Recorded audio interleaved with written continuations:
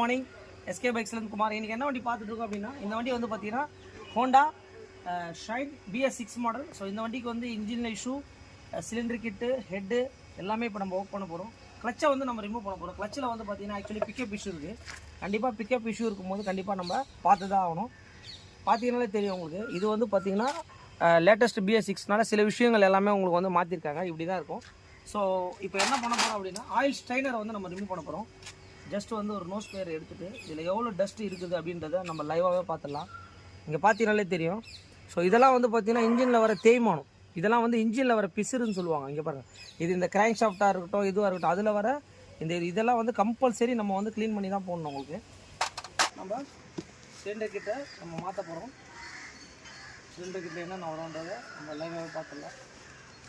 So 2 towel பின்னு, piston, lock எல்லாம் வந்துடும்.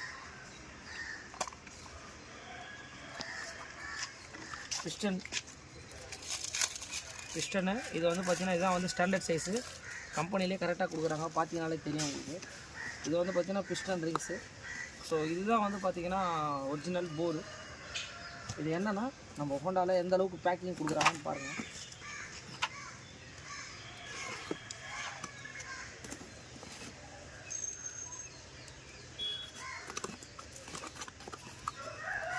இது ஒரு பேக்கிங்கு, அதுக்கப்புறம் இது உள்ள ஒரு பேக்கிங்கு.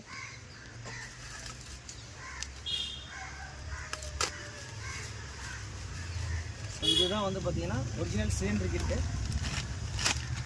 இது என்ன ஆகிருக்குது அப்படின்றத உங்களுக்கு லைவாகவே உங்களுக்கு சொல்கிறேன். இங்கே பாருங்கள், இது வந்து பார்த்திங்கன்னா வண்டியிலேருந்து கழட்டினது. இது உள்ளே பாருங்கள் எந்த அளவுக்கு ஸ்கோரிங் மார்க் ஆகிருக்குன்னு பாருங்கள். ஸோ இதில் பாருங்கள் எப்படி இருக்குதுன்றது ஒரே ஒரு ஈவனாக இருக்கும். ஸோ இதுக்கு பேர் தான் வந்து பார்த்திங்கன்னா போர் சீஸ் ஆயிடுச்சு அப்படின்றது நம்ம சொல்ல வரோம். இங்கே பாருங்கள். ஸோ இதை வந்து பார்த்திங்கன்னா நம்ம ஒரிஜினல் போர்கிட்ட நம்ம ஆர்டர் பண்ணி வாங்கிட்டு வந்துட்டோம். அதுக்கப்புறம் கண்டிப்பாக எல்லா வண்டிக்கும் அதான் சொல்கிறேன். இங்கே பாருங்கள், கேம் எப்படி இருக்குதுன்றதை நீங்களே பாருங்கள். கேம் ஷாஃப்ட் எவர் எந்த அளவுக்கு தேஞ்சிருக்கு. ஸோ இந்த வண்டி ஒரு 60,000 கிலோமீட்டர் ஓடிக்குது. இந்த 60,000 கிலோமீட்டர் ஓடும்போது இது எல்லாமே கண்டிப்பாக தேய தான் செய்யும். ஆனால் இப்போயும் அதான் சொன்னால் பார்க்கறதுக்கு நல்லா இருக்க மாதிரி இருக்கும். அதே போட்டிங்கன்னா கண்டிப்பாக உங்களுக்கு ப்ராப்ளம் தான். ஹெட்டில் என்ன பண்ணியிருக்கோன்னா வால்வு சீட்டிங் பண்ணிவிட்டு ஹெட் ஒர்க் பண்ணியிருக்கோம். பார்த்தீங்கனாலே தெரியும் எந்த அளவுக்கு நீட்டாக ஒர்க் நடந்துட்டுருக்குன்னு சொல்லி. ஸோ ரேக்கர் மட்டும் இப்போ அப்டேட் பண்ணணும். மற்றபடி இந்த வண்டிக்கு வந்து பார்த்திங்கன்னா இப்போ நம்ம இந்த ஒர்க் தான் பண்ணிகிட்ருக்கோம். அதே மாதிரி கிளச்சை பார்த்துங்க. ஸோ கிளச் பிளேட்ஸ் எல்லாமே போயிருக்கு. இங்கே பாருங்கள், தெரியுதுங்களா இந்த ஸ்கோரிங் மார்க்கு.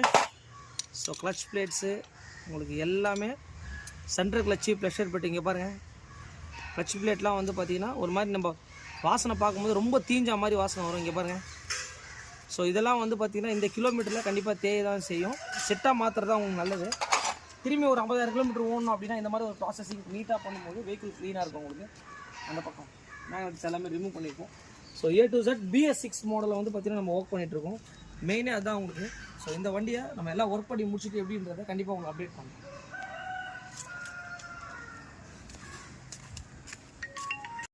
போர் ஃபிக்ஸிங் பண்ண போகிறோம்.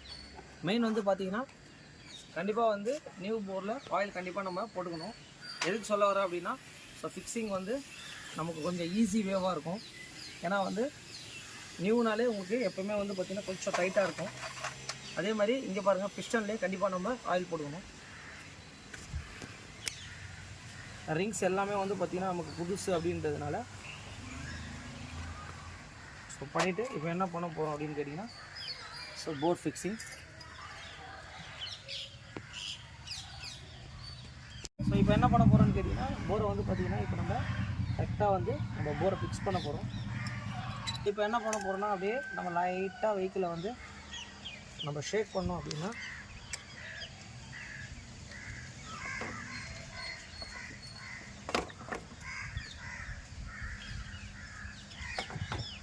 ஸோ போரை வந்து இப்போ நம்ம ஈவனாக ஃபிக்ஸ் பண்ணியாச்சு.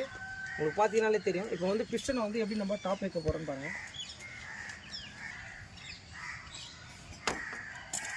ஸோ இப்போ என்ன பண்ண போகிறோம் அப்படியே இங்கே பாருங்கள், பார்த்தீங்கனாலே தெரியும்.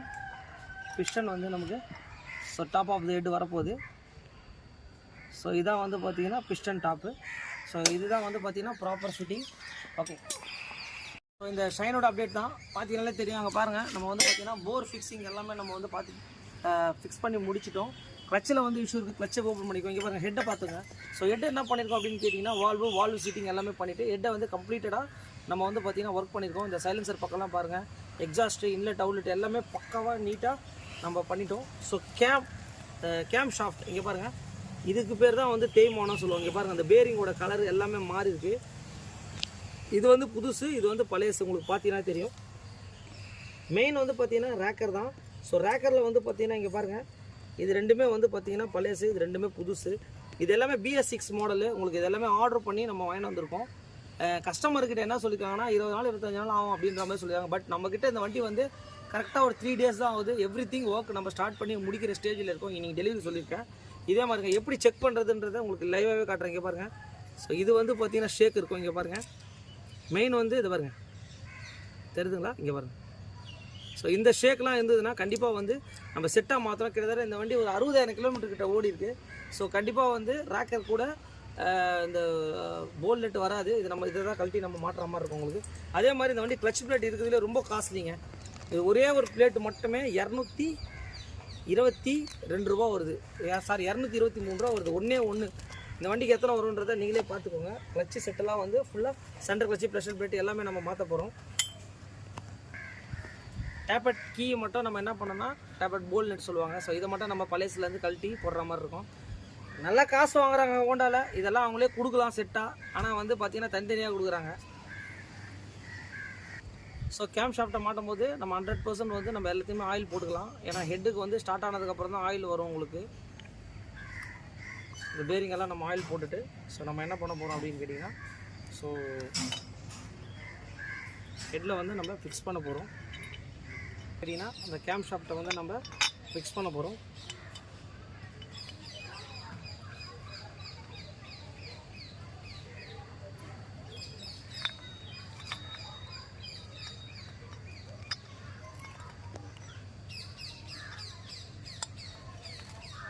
கேம் ஷாஃப்ட் எப்படி ஒர்க் ஆகுன்றதை இப்போ லைவாகவே உங்களுக்கு சொல்கிறேன். இங்கே பாருங்கள். ஸோ இப்படி தான் வந்து வெஹிக்கிளில் உங்களுக்கு கேம் ஷாஃப்ட் ரன் ஆகும். கேம் ஷாஃப்ட் ஃபிட்டிங் பண்ணியாச்சு. ஸோ இப்போ என்ன பண்ண போகிறோன்னா நம்ம வந்து ரேக்கரை வந்து ஃபிக்ஸ் பண்ண போகிறோம்.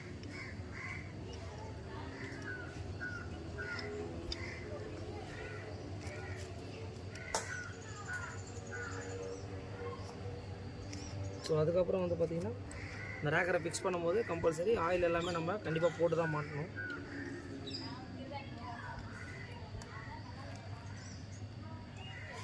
இந்த இடத்துல கரெக்டாக வந்து போல்டு போடுற மாதிரி இருக்கும். உங்களுக்கு பார்த்தீங்கனாலே தெரியும்.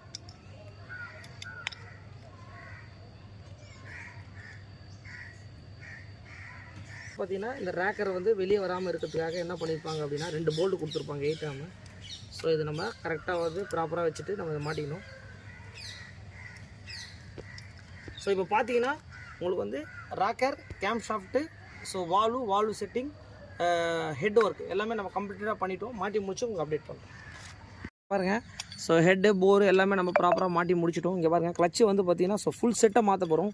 சென்டர் கிளச்சி, pressure plate, clutch plate, so full assembly பார்த்தீங்கனாலே தெரியும். இதெல்லாம் வந்து பார்த்திங்கன்னா உங்களுக்கு பழையசு, இது வந்து நம்ம புதுசு. ஃபைனலாக என்ன பண்ண போகிறோம் அப்படின்னு கேட்டிங்கன்னா, இப்போ வந்து பார்த்திங்கன்னா நம்ம ஆயிலை வந்து பார்த்திங்கன்னா கரெக்டாக நம்ம லெவல் பார்த்து ஸோ இன்ஜின் ஆயிலை நம்ம ஊற்றுறோம். எல்லாமே ஃபிக்ஸிங் எல்லாமே முடிஞ்சிடுச்சு. இந்த வந்து என்னென்ன பண்ணியிருக்கோன்னா head, bore, cam shaft, rocker, clutch set, so everything work முடிஞ்சிச்சு. இந்த வெஹிக்கிளில் பார்த்தீங்கன்னா இப்போ என்ன பண்ணியிருக்கோன்னா நம்ம cylinder kit, head, cam shaft, ராக்கராம், அதுக்கப்புறம் அந்த ஆக்சிலேட்டர் கேபிள், ஸோ எல்லாமே மாற்றிட்டோம். ஸோ வெஹிக்கிளை வந்து இப்போ சைலன்சர் மாட்டுறதுக்கு முன்னாடி இன்ஜின் ஒர்க் பண்ணிட்டோம்.